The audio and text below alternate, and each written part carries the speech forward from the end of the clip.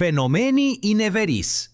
Ndaj festimeve të mëdha, festave me zhurmë dhe atmosferës së klubeve të natës, është keq interpretuar prej kohësh nga kultura populore si një shenjë drojës ekstreme, mungesës së aftësive sociale apo edhe hidhërimit.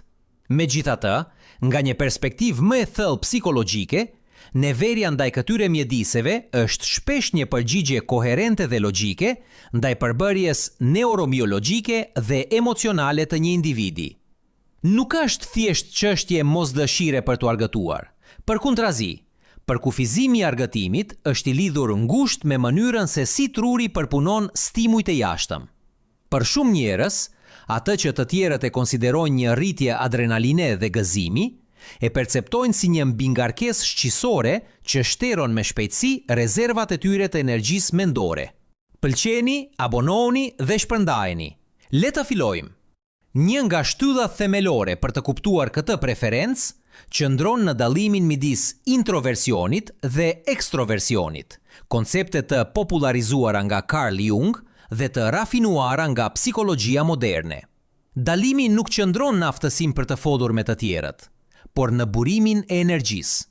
Ndërsa një ekstrovert rimbushet përmes ndërveprimit shoqëror dhe stimujve të jashtëm, një introvert konsumon energji në të njëjtat mjedise. Në një klub nate, ku muzika është shurdhuose, dritat ndixhen dhe hapësira personale nuk ekziston, sistemi nervor i këtyre individëve hyn në një gjendje hipervigjilence. Ky mbistimulim bën që truri të punojë me shpejtësi të plot për të filtruar informacionin e parëndësishëm, duke quar në lodhje të parakohshme që e bën përvojën të lodhshme në vend të këndshme. Përveç introversionit, duhet të marrim në konsiderat konceptin e ndjeshmërisë së shtuar shqisore. Një përqindje e konsiderueshme e popullsisë, afërsisht 20%, posedon një sistem nervor më të ndjeshëm dhe më të hapur.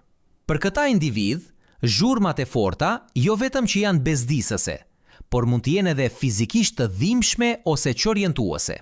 Era e duhanit, alkoolit dhe djersës e përzier me parfume të forta, e kombinuar me drita stroboskopike, krijon një ngopje në talamus, rajonin e trurit përgjegjës për filtrimin e stimujve shqisor. Kur ky filter mbingarkohet, individi përjeton një ndjenjë mbingarkese, që e pengon atë të lidhet me momentin e tanishëm. Në këtë kontekst, klubi i natës pushon së qeni një vend rekreacioni dhe transformohet në një mjedis armiqësor, nga i cili trupi dhe mendja dëshirojnë të shpëtojnë nga instinkti i pastër për vetëmbrojtje.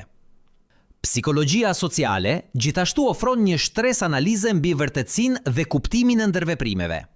Shumë njerëz që shmangin festat konvencionale e bëjnë këtë sepse vlerësojnë thellësinë mbi sasinë.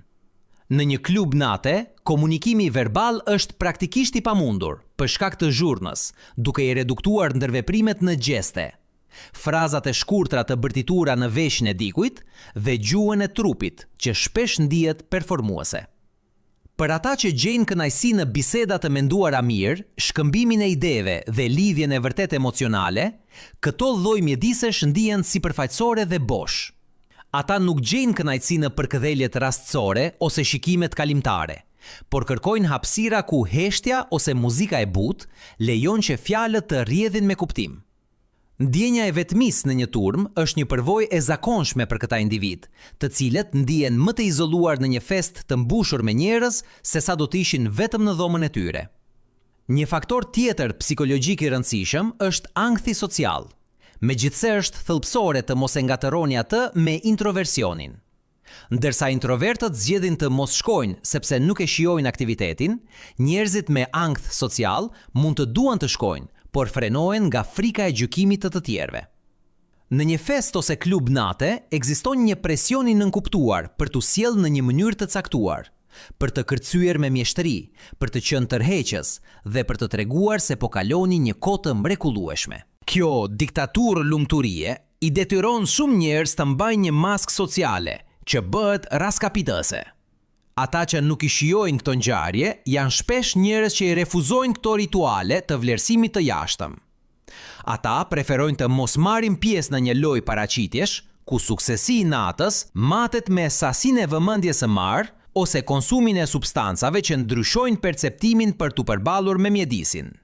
Roli i dopaminës është thelpsor në këtë shpjegim shkencor. Studimet neuroimazherike kanë treguar se truri i njerëzve që i duan festat ka tendencë të jetë më pak i ndjeshëm ndaj dopaminës, kështu që ata kanë nevojë për stimuj më të fortë dhe më të vazhdueshëm për të ndjerë kënaqësi. Anasjelltas, ata që preferojnë qetësinë, kanë një ndjeshmëri më të lartë ndaj këtij neurotransmetuesi. Nivelet të ulta stimulimi janë të mjaftueshme që ata të ndihen të kënaqur. Për ta, një tepritse stimujve social dhe shqisor të i kalon pragun e kënaqësisë dhe shndërrohet në ankth ose nervozizëm. Është një çështje e kimisë së trurit që dikton se një shëtitje në pyll ose lehtësim i qetë u ofron atyre të njëjtin shpërblim biologjik që një natë vallëzimi frenetik do t'i jepte dikujt tjetër. Ekziston gjithashtu një komponent i pjekurisë emocionale dhe vetëdijes. Ndërsa njerëzit rriten dhe zhvillojnë identitetin e tyre, shumë prej tyre nuk e ndjejnë më nevojën për të ndjekur urdhrat shoqërore të rinjve. Refuzimi i kulturës së festave shpesh shoqërohet me një fokus në mirëqenien afatgjatë. Klubet e natës shpesh lidhen me privimin nga gjumi dhe konsumin e alkoolit, faktor që prishin ritmet cirkadiane dhe humorin për ditë të tëra më pas. Dikush me një psikologji të orientuar drejt stabilitetit dhe produktivitetit personal mund ta shohë një dalje në mbrëmje si një kosto shumë të lartë për shumë pak përfitim. Ky vendim i vetëdijshëm pasqyron një hierarki vlerash ku pushimi, shëndeti mendor dhe qartësia njohëse janë parsore. Dinamika e grupit dhe presioni bashkëmoshatarëve luajnë një rol dytësor por të vazhdueshëm. Gjatë adoleshencës dhe moshës së hershme të rritur, mos pjesëmarrja në këto ngjarje mund të shihet si stigmë. Megjithatë, personi që qëndron i vendosur në mos interesimin e tij, zhvillon një qëndrueshmëri të jashtëzakonshme psikologjike. Ata mësojnë të thonë jo, pavarësisht pritjeve të bashkëmoshatarëve, gjë që forcon autonominë e tyre. Kjo pavarësi, gjykimi, është një karakteristike personaliteteve të forta që nuk kanë nevojë për miratimin e grupit për të vërtetuar shijet e tyre.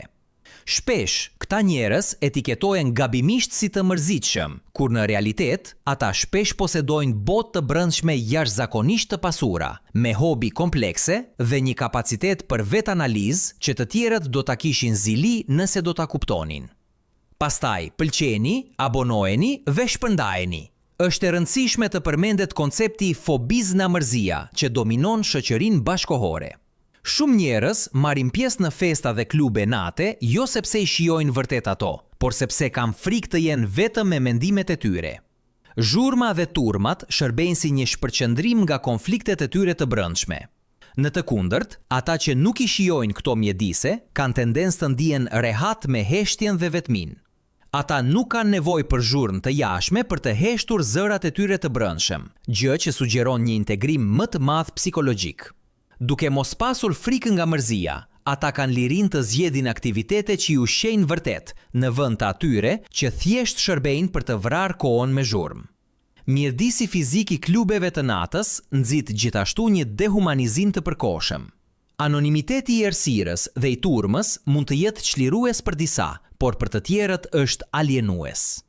Humbja e individualitetit në një det trupash në lëvizje është një ide që i largon ata me një ndjenjë të përcaktuar mirë dhe të dallueshme të vetes. Këta njerëz preferojnë kontekste ku prania e tyre njihet dhe ku të tjerët shihen si individ të tërë, jo si pengesa në pistën e valëzimit ose marrës anonim të flirtimeve të shkurtra. Kërkimi për transcendencë dhe lidhje të vërtet njerëzore është i papajtueshëm me natyrën kalintare dhe të paqëndrueshme të jetës së natës komerciale.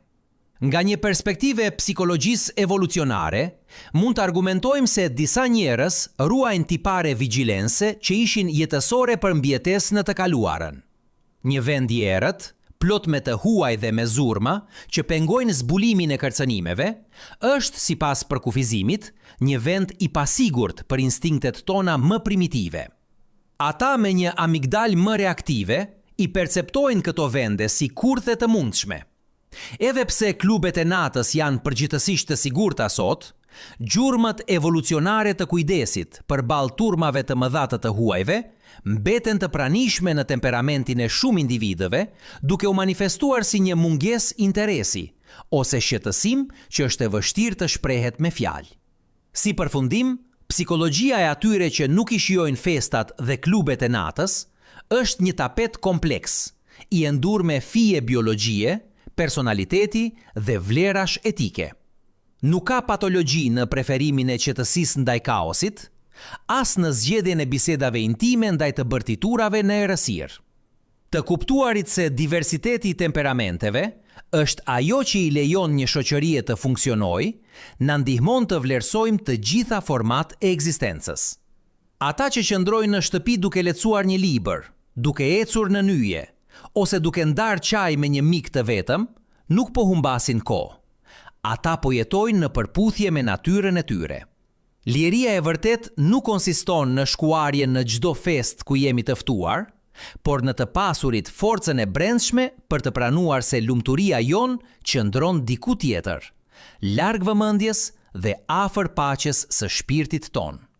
Në fund të ditës, cilësia e jetës nuk matet nga decibelet e muzikës që dëgjojmë, por nga harmonia që arrim të krijojmë midis nevojave tona të brendshme dhe botës përreth nesh.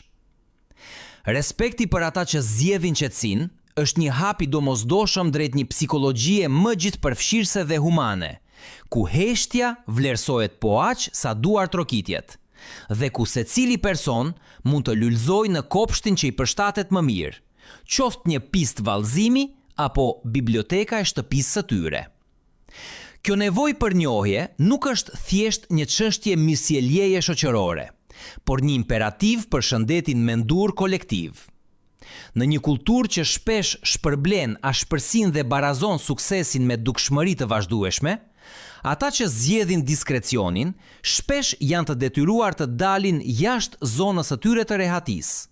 Një frazë që shpesh keq përdoret për të zhvlerësuar kufit personal. Psikologjia moderne duhet të punojë për të çmontuar paragjykimin se ekstroversioni është e vetmja rrugë drejt një jete të përmbushur. Kur e detyrojmë një person që do qetësinë të integrohet në mjedise kaotike nën premisën se duhet të përshtatet, ne nuk po nxisim rritjen e tyre, por përkundrazi, po gërryejmë vetvlerësimin e tyre dhe po shterojmë burimet e tyre njohëse. Respektimi i këtyre preferencave do të thotë të kuptosh se heshtja nuk është mungesë, por një prani plot kuptim. Për individin që shmang klubet e natës, heshtja është kanavaca ku pikturohen idet dhe streha ku përpunohen emocionet e ditës. Vlerësimi i kësaj gjendjeje, aq sa duar trokitjet ose brohoritjet, i lejon shoqërisë të jetë më elastike, pasi integron njerëzit që kanë aftësinë për të vëzhguar, analizuar dhe vepruar me një qetësi që shqetësimi i vazhdueshëm e pengon. Përfshirja e vërtet njerëzore ndodh kur ndalojmë së kategorizuari njerëzit si normal ose të çuditshëm, bazuar në mënyrën se si zgjedhin të kalojnë kohën e tyre të lirë. Duke i lejuar secilit individ të lulëzojë në kopshtin e vet, ne po pranojmë sovranitetin e mendjes mbi pritjet e grupit. Biblioteka e shtëpisë, larg të qenit, një simbol i izolimit, përfaqëson një hapësirë për zgjerim intelektual dhe emocional, po aq të vlefshëm dhe të gjallë sa çdo pistë vallëzimi. Një psikologji më humane është ajo që feston diversitetin e sistemeve nervore, duke kuptuar se ajo që për një person është një parajs dritash dhe tinguish, për një tjetër është një barë e panevojshme. Në fund të fundit, pjekuria e një shoqërie reflektohet në aftësinë e saj për të ofruar një vend dinjitoz, si për ata që kërcejnë nën reflektorët, ashtu edhe për ata që gjejnë gëzimin e tyre më të madh në qetësinë e një dhome, duke i lejuar secilit person të gjejë ritmin e vet pa peshën e gjykimit të tjerëve. Pëlqejeni, abonohuni dhe shpërndajeni. Shihemi herën tjetër.